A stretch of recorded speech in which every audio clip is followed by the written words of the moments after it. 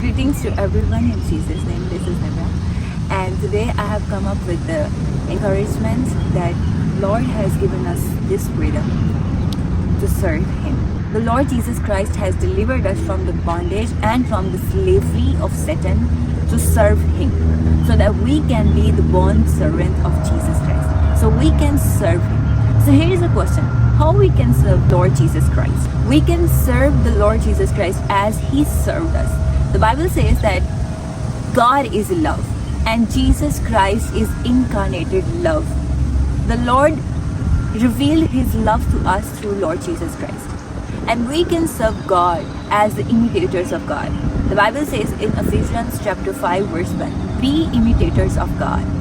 So the Lord wants us to imitate Him. The Lord wants us that we are to imitate God. We are to imitate Christ.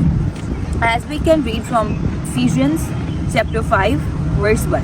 And the Bible says, imitate God as His dear children and live a life of love, just as also the Messiah loved us. Indeed, on our behalf gave Himself up as an offering, as slaughtered sacrifice to God with pleasing fragrance. So, the Bible calls us to love each other as Jesus Christ has loved us. And the Bible says that we have to be so much discerning. We have to be so much wise. As the Bible says that be wise as serpent and innocent like dove. So in this message of love, I want to encourage you that love means that we have to forgive other people. As God did, as Jesus did on the cross of Calvary. He forgave those people who persecuted Him. He forgave those people who spat on His face, who lied against Him, who cheated on Him, who were beating Him. But Jesus Christ forgave all of them. And the first sentence that He spoke on the cross of Calvary was, Father, forgive them, for they do not know what they are doing. So likewise, we have to forgive other people. We have to forgive other people. This is also a form of love, to forgive others. And the whole story of Jesus coming into the earth and dying on the cross is a love story. And it's a story of forgiveness. So when we love others, the first thing is that we forgive others. And the Bible says that love do not boast, do not keep record of bad things. And the Bible says that love covers multitude of sins.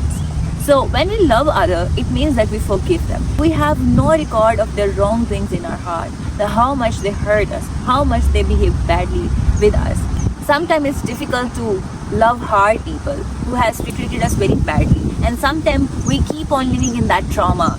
We can never forget those things that has happened to us. But Jesus says us to forgive. And if we do not have courage to forgive other people, then ask the Lord Jesus Christ. Ask His grace that you can be able to forgive other people. Because if we do not forgive other people, the Bible says that the Father will not forgive us. Jesus gave us the parable of a servant who was unwilling to forgive his fellow servant, and the master did not forgive him, that servant also.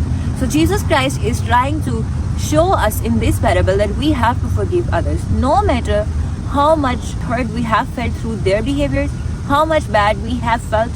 But Jesus wants us to forgive others in order that we want us to be forgiven by the Lord. So forgive others, and it means that when we forgive others, it means that we love that person. We are letting go the revenge and hatred and bitterness from our heart, and we are inviting the love of Jesus Christ to rule our heart, His peace to rule our heart. So forgive others, love others. And forgiveness doesn't mean that we are now ready to reconciliate with other person. No. But it means that we are letting go the bitterness, the past, the bad thoughts about that person. And we are inviting God's love to fill our mind and heart. Yes, it does not mean that sometimes God wants you to abstain from certain people, because the Bible says that there is no fellowship between believer and unbeliever. And God wants us to protect our heart and mind, especially our faith. So that's why the Lord knows the intentions of other people. And He wants us to refrain from some people in order that we can be protected, because they are unbelievers and they can steal our faith. It doesn't mean that we have to judge those people and we have to think bad about those people. It means that we have to love them, in order that we are showing them we love God more than we love anything. And through that love, God's love enables us to forgive other people and treat every person at same page, at same level. Invite God's love into your heart, and He will help you to forgive other people. He will help you to come out of the past wounds. He will help you to have hope. He will help you to have hope.